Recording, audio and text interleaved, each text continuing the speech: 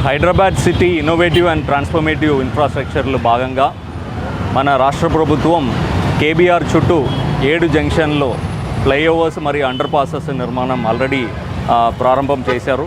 దానిలో ఏజెన్సీ కూడా వాళ్ళు చాలా ఫాస్ట్గా వర్క్ని ప్రారంభించారు.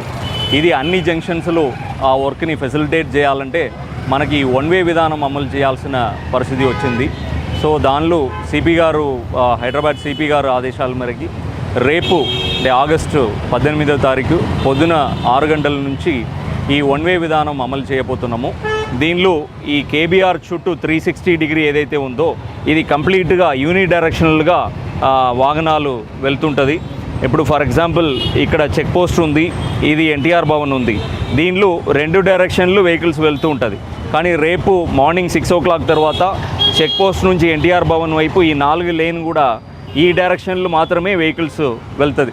ఒకవేళ ఇక్కడ లేన్ 2 అంటే ఇటు సైడ్ ఉన్న వాళ్ళు పంజగుట్ట వెళ్ళాలంటే ఇక్కడ జిమ్ఖానా క్లబ్ దగ్గర దాటిన తర్వాత మీడియన్ ఓపెన్ చేయడం జరిగింది. ఇక్కడ వాళ్ళు లెఫ్ట్ సైడ్కి రావచ్చు, వచ్చి ఎన్టీఆర్ భవన్ వచ్చి ఫ్రీ లెఫ్ట్ నుంచి పంజగుట్ట వెళ్ళిపోవడానికి అవకాశం ఉంది.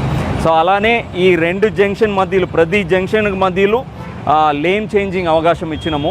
ప్రజలు దాన్ని సైనేజ్ ద్వారా తెలుసుకొని మీరు ఈ రైట్ సైడ్ లేన్లో ఉన్న వాళ్ళు లెఫ్ట్ సైడ్కి ఎక్కడ రావాలనే తెలుసుకోవాలి. ఫర్ ఎగ్జాంపుల్ ఇక్కడ ఎన్టీఆర్ భవన్ ఉంది, ఇక్కడ రోడ్ నెంబర్ 12 ఉంది. సో ఇక్కడ నుంచి మీరు లేన్ 2లో అంటే రైట్ సైడ్లో వస్తున్నారంటే క్యాన్సర్ హాస్పిటల్ దాటిన తర్వాత మీకు ఒక లేన్ చేంజింగ్ అవకాశం ఇచ్చినాం. సో ఇక్కడ లెఫ్ట్ లేన్కి వచ్చి ఈ ICCC సైడ్కి మీరు ఫ్రీ లెఫ్ట్లో వెళ్ళిపోవచ్చు. ఇలా ప్రతి ప్లేస్లో మీకు అవకాశం ఇవ్వడం జరిగింది. దాన్ని తెలుసుకొని పోలీసు వారి సూచనలు కూడా మీరు పాటించాలని కోరుతున్నాను. అలాగే నైట్ టైం కానీ అదర్ టైమ్స్ రద్దీ తక్కువ ఉన్నప్పుడు వైలేషన్స్ కూడా ఎస్పెషలీ ఓవర్ స్పీడింగ్ ఆ టెంప్టేషన్ ఉంటుంది. అలాగే రాంగ్ సైడ్ డ్రైవింగ్ కూడా చేస్తే బెటర్ ఏమో నా టెంప్టేషన్ ఉంటుంది. ఇది మీరు దయచేసి అవాయిడ్ చేయాలి. మీరు మాత్రం లేదు, మీ పిల్లలు మీ ఫ్యామిలీ మెంబర్స్ కూడా చెప్పండి. ప్రమాదాలు జరగడానికి అవకాశం ఉంటాయి కాబట్టి మీరు తప్పకుండా పోలీసు వారు సూచనల్ని పాటించాలని కోరుతున్నాం.